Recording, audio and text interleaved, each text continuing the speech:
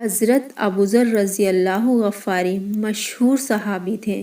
یہ بڑے زاہد لوگوں میں سے تھے۔ مال نہ اپنے پاس جمع رکھتے تھے، نہ یہ چاہتے تھے کہ کوئی دوسرا جمع رکھے۔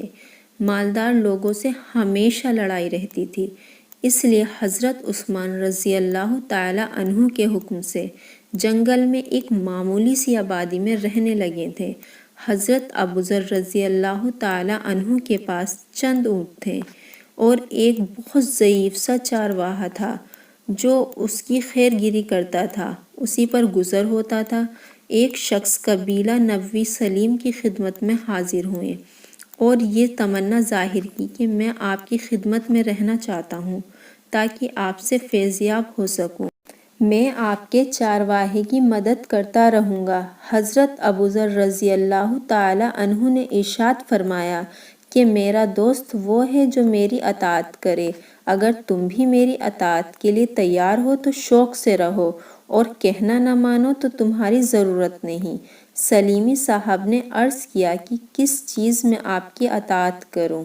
فرمایا کہ جب میں اپنے مال میں سے کسی چیز کے خرچ کرنے کا حکم کروں تو عمدہ سے عمدہ مال خرچ کیا جائے تو وہ کہتے ہیں کہ میں نے قبول کیا، اور حضرت ابوذر رضی اللہ عنہ کے ساتھ رہنے لگے۔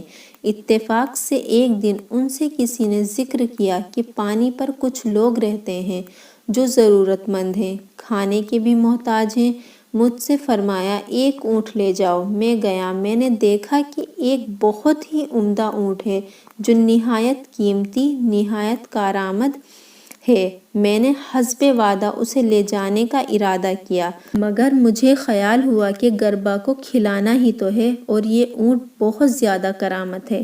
اس کو چھوڑ کر اس سے کم درجے کی اونٹنی جو اونٹ سے ذرا کم درجے کی تھی مگر باقی سب سے عمدہ تھی، اس کو لے کر حضرت کی خدمت میں حاضر ہوا۔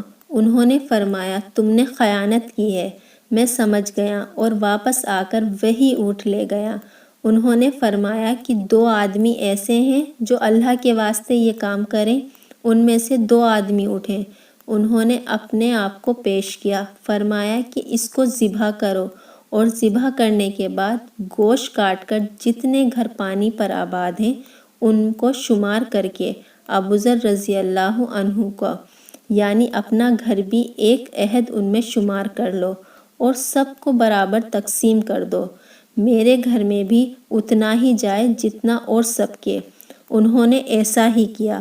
اس کے بعد مجھے بلایا اور کہا کہ تو نے وصیت جان بوجھ کر چھوڑی یا بھول گیا؟ اگر بھول گیا تھا تو منظور ہے۔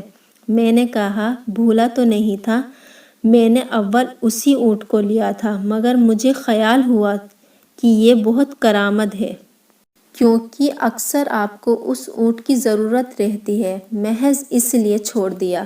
فرمایا کہ میری ضرورت کا دن وہ ہے جس دن میں قبر کے گڈھے میں ڈال دیا جاؤں گا۔ مال کے اندر 3 حصے دار ہیں۔ ایک تقدیر جو مال کے لے جانے میں کسی چیز کا انتظار نہیں کرتی، اچھا برا ہر قسم کا لے جاتی ہے۔ دوسرا وارث جو اس کے انتظار میں ہے، تو مرے تو وہ لے لے۔ حضور پاک صلی اللہ علیہ وسلم نے ارشاد کیا ہے کہ آدمی کہتا ہے میرا مال میرا مال، اس کا مال صرف وہ ہے جو وہ کھا لیا اور ختم کر دیا، پہن لیا اور پرانا کر دیا، یا پھر اللہ کے راستے میں خرچ کر دیا اور اسے اپنے خزانے میں جمع کر لیا۔ حضور پاک صلی اللہ علیہ وسلم نے فرمایا اپنا مال وہی ہے جو آگے بھیج دیا جائے، اور جو چھوڑ دیا جائے وہ وارث کا مال ہے۔